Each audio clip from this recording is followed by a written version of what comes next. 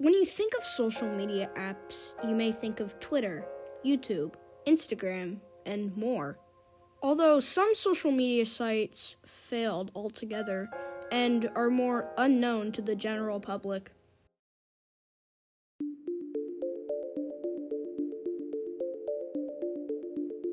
Created in 1996, the website was a forum posting website mainly like today's YouTube and Tumblr. It was founded as a community for teens and was among the first social networking sites that is currently known by the internet. It offered the user to be a part of chat rooms, message boards, photo albums, e-cards, browser games, blogs, and also had an SMS texting system with it. There is also way more this website included for its users, although most of it is lost. In 2005, Bolt released a secondary website named Boltfolio, encouraging, once again, teenagers to upload videos and art onto their site to compete with YouTube, DeviantArt, and Flickr. In December 2005, Bolt Media finalized a deal to purchase Intermedia Inc., a small company focused on a video sharing site, Yashi. Yashi and Boltfolio were integrated into one site, and in March 2006, Bolt Media opted to focus the company on this new property. Boltfolio became Bolt.com, moving the existing Bolt.com site to Bolt2.com. As Bolt shared the deal with Yashi in 2006 and another volunteer with YouTube, Universal filed a lawsuit against Bolt, sending the company onto the verge of bankruptcy. Universal explained that both sites allowed and encouraged their users to swap unlicensed music videos. Bolt quickly bolted to it and banned the videos off their platform. A year later, Bolt made an awful decision to sell their company to GoFish, an online video sharing website, search engine for digital music, audiobooks, ringtones, and other media online. As Bolt tried its best to dwindle onto the train of the internet saga, Bolt decided, and on March 30th, 2007, it was announced that Bolt2.com would shut down on April 6, 2007, ending more than 10 years of operations. The website would release a singular note on Bolt2.com, which would inform the user. This was the following. Well, the time had come. We have decided that it is time to officially say goodbye to Bolt2. In the past few years, Bolt Media has explored new ideas and grown in a different direction. As we continue to move in this direction, it has become necessary that we need to make some difficult choices. One of which is the closure of Bolt2. Although we value our loyal members, we are clearly moving in a new direction and need to focus our energies there. We recognize that many of you have been on the site for up to 10 years, and would like to thank you for your support and for allowing us to be a part of your lives. We hope you are able to take the time to reflect on the people who you may have met through Bolt2 and maintain these friendships after the site is down. Much like pulling off a Band-Aid, the closure will be short and hopefully not too painful. The site will officially close on Friday, April 6th at noon. Again, we would like to express our gratitude for your continued support of Bolt2. You have been a valuable part of our lives, and we hope to see you on Bolt in the future. On July 30th, 2007, Digital Music News reported that the GoFish buyout of Bolt had been abandoned. This press was later confirmed by GoFish in a press release. Unable to withstand a lawsuit from another massive company, Bolt.com filed for bankruptcy, and the site was shut down August 14, 2007. What started out as a simple site in need for attention quickly devolved into a zigzag of money-making, not knowing which direction could send you into another worry. Although, with such a catchy name, it quickly bolted back into mainstream media in 2008, once again for its final showdown. On April 21st, 2008, Bolt.com went live again. The domain was registered to Fundbot LLC, a limited liability company based in New York. On August 1st, 2008, Fundbot started integrating old Bolt2 features into the Bolt webpage, bringing back the original taste of the website. Although, even with Fundbot's efforts, on September 30th, 2008, Bolt.com was announced to be shutting down once again. It was announced that this was due to the website's revival not working out as they hoped. And officially, on October 6, 2008, the site was shut down. In December 2008, a notice was put up at the bottom of Bolt.com's old domain announcing the return of Bolt.com. The site was later reopened, hosted by Ning, and by 2011, the site was once again shut down. Later, after the removal of Bolt in 2011, Bolt 3 went live a few months after Bolt's removal from the web. The website primarily focused around wholesome news articles. However, the website was abandoned in August of 2018. And that's where Bolt sits. Once a happy playground of people, soon devolved into a discontinuation bonanza.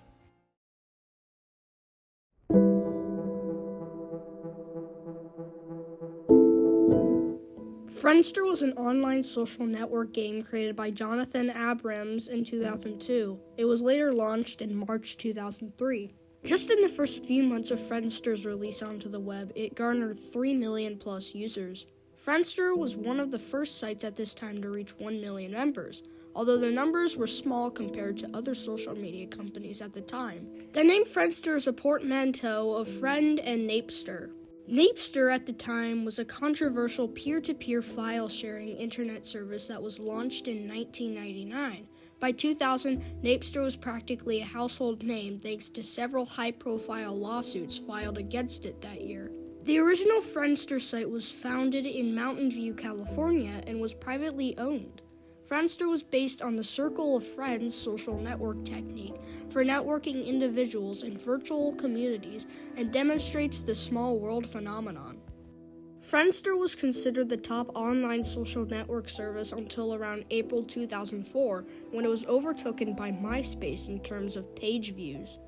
At the time in 2003 to 2004, due to Friendster's rapid success, many companies were inspired by it, most famously including Dogster and Elfster. Friendster had also received competition from all-in-one sites such as Windows Live Spaces, Yahoo 360, and Facebook.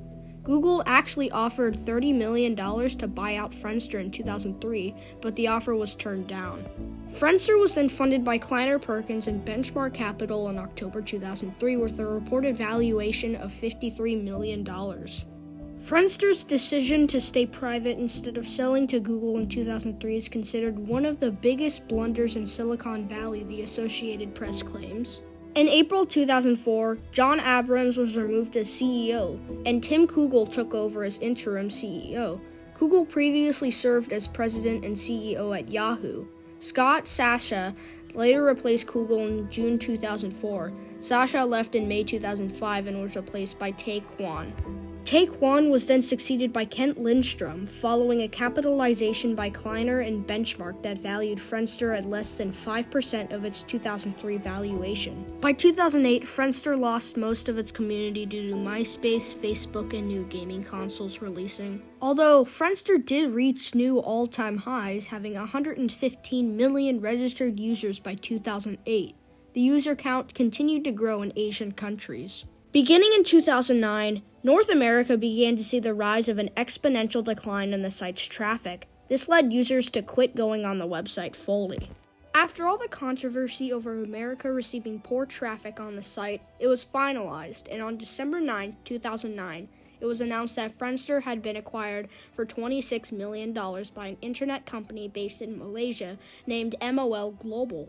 Once MOL acquired Friendster, the decline of the user base slowed down exponentially, with stock lowering by the minute. This led to Friendster hiring ex-Google executive Richard Kimber as CEO to fix the company's poor performance. Later in 2010, Friendster's rival company Facebook bought out Friendster's other core technical infrastructure patents from MOL for $40 million. After Friendster was bought out so many times, partnership with the company was scarce, and the company's stock was at an all-time new low. Due to this, in July of 2011, Friendster announced they would lock up the site, making anyone who was wanting to sign up to the website to not be allowed to. Many people quit the website due to their friends not being able to sign up, creating another problem with the site's stock and popularity. And from the website's scarce interaction with people, the website sat lonely. The company had no new sponsorships, and funding was pretty much out the window for Friendster. If Friendster declined the offer from getting acquired by MOL and stuck with Google's invitation, the website could still potentially be up. Friendster said that the focus would now be on pure entertainment and fun, and the aim was not to compete with Facebook, but rather to complement it. From a company that made millions come together and then decided to burn money, the company wasn't doing great, and just a few years after the company started to complement their competitors, the website vanished in 2015. Although the company did not officially shutter until 3 years later, at the end of June 2018. And there lies Friendster, a place filled with laughter, soon filled with too much laughter, and it led away.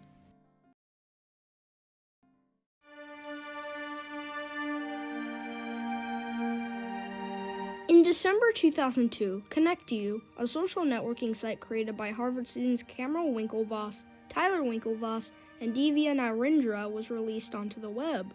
The site primarily revolved around today's Facebook. The features consisted of users could add people as friends, send them messages, and update their personal profiles to notify their friends about themselves. Users were placed in networks based upon the domain name associated with the email address they used for registration. In December 2002, Harvard students and friends Cameron Winklevoss, Tyler Winklevoss, and Divya Narendra wanted a better way to connect with fellow students at Harvard and other universities. As a result, the three conceived of a social network for Harvard students named HarvardConnection, which was to expand to other schools around the country. In January 2003, they enlisted the help of fellow Harvard student, programmer, and friend Sanjay Mavenkar to begin building HarvardConnection. Sanjay commenced work on HarvardConnection but left the project in the spring of 2003 when he graduated and went to work for Google. After the departure, the Winklevosses and Narendra approached Narendra's friend, Harvard student and programmer Victor Gao, to work on HarvardConnection. Gao, a senior in Matherhouse, had opted to not become a full partner in the venture, instead agreeing to be paid in a work-for-hire capacity on a rolling basis. Due to the three men not wanting another person to opt out, he was paid $400 for his work on the website code. During the second half of 2003, he then excused himself thereafter due to personal obligations. In November 2003, upon the referral of Victor Gao, the Winklevosses and Narendra approached Mark Zuckerberg about joining the HarvardConnection team. By this point, the previous HarvardConnection programmers had already made progress on a large amount of coding. And in early November, Narendra emailed Zuckerberg saying, "We're very deep into developing a site which we would like you to be a part of and which we know will make some waves on campus." Within days, Zuckerberg was talking to the HarvardConnection team and preparing to take over programming duties from Gao. On the evening of November 25, 2003, the three men met with Zuckerberg in the dining hall of Harvard's Kirkland House, where they explained to Zuckerberg the HarvardConnection website, the plan to expand to other schools after launch, the confidential nature of the project, and the importance of getting there first. At the time, this was an important conversation due to the importance this website could impact on colleges around the globe. And knowing that Mark Zuckerberg, one of the richest men in the world right now, agreed to this 20 years ago would have meant that Facebook in its entirety would not exist. During the meeting, Zuckerberg allegedly entered into an oral contract with Narendra and the Winklevosses and became a partner in HarvardConnection. Zuckerberg allegedly chose to be compensated in the form of his sweat equity. On November 30th, 2003, Zuckerberg told Cameron Winklevoss in an email that he did not expect completion of the project to be difficult. Zuckerberg wrote the following: "I read over all the stuff you sent, and it seems like it shouldn't take too long to implement, so we can talk about that after I get all the basic functionality up tomorrow night." At the time, this was huge. A person who didn't just quit in the midst of it. The next day, on December 1st, 2003, Zuckerberg sent another email to the HarvardConnection team. "I put together one of the 2 registration pages, so I have everything working on my system now. I'll keep you posted as I patch stuff up and it starts to become completely functional."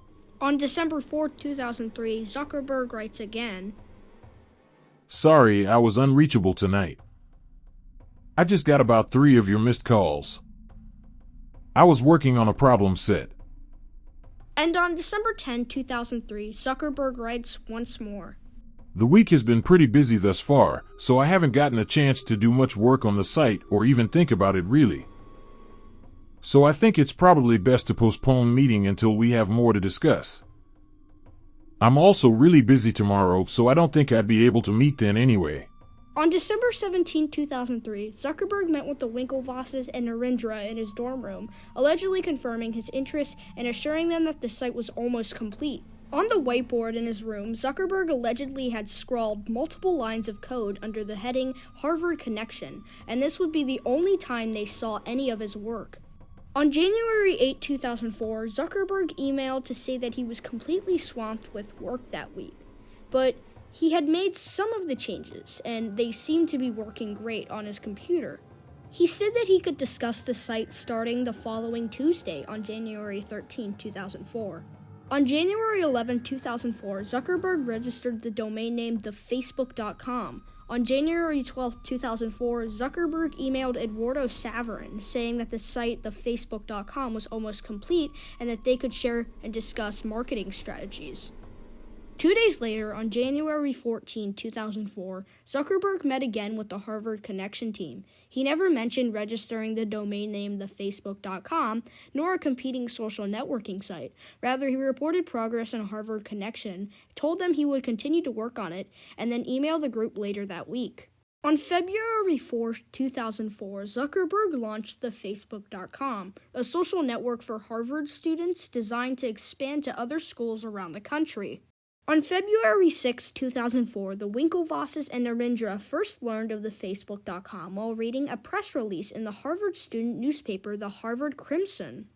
According to Gao, who looked at the HarvardConnection code afterward, Zuckerberg had left the HarvardConnection code incomplete and non-functional, with the registration that did not connect with the back-end connections. On February 10, 2004, the Winklevosses and Narendra sent Zuckerberg a cease and desist letter. They also asked the Harvard administration to act on what they viewed as a violation of the university's honor code and student handbook.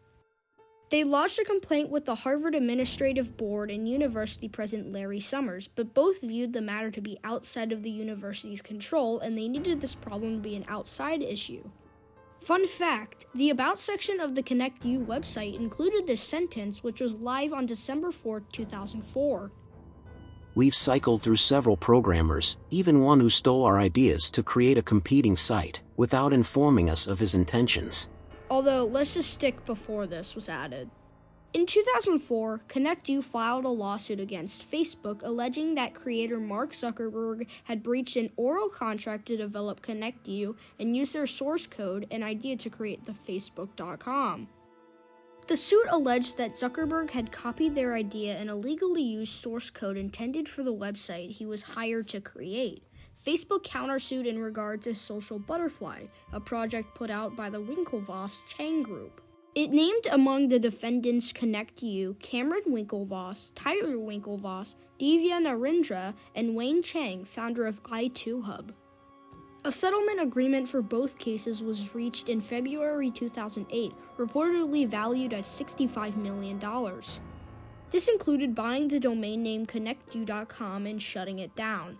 In May 2010, it was reported that ConnectU was accusing Facebook of securities fraud on the value of the stock that was part of the settlement and wanted to get the settlement undone. According to ConnectU's allegations, the stock was worth $11 million instead of $45 million that Facebook presented at the time of the settlement. This meant the settlement value at the time was $31 million instead of $65 million. On August 26, 2010, the New York Times reported that Facebook shares were trading at $76 per share in the secondary market, putting the total settlement value at close to $120 million. If the lawsuit adjusted the settlement to match the difference, the value would quadruple to over $466 million. In the end, the jury chose Facebook's side, giving Mark Zuckerberg the $65 million. ConnectU was mad about this due to Mark stealing their idea, and the men later shut down the ConnectU domain to stop focusing on his controversy.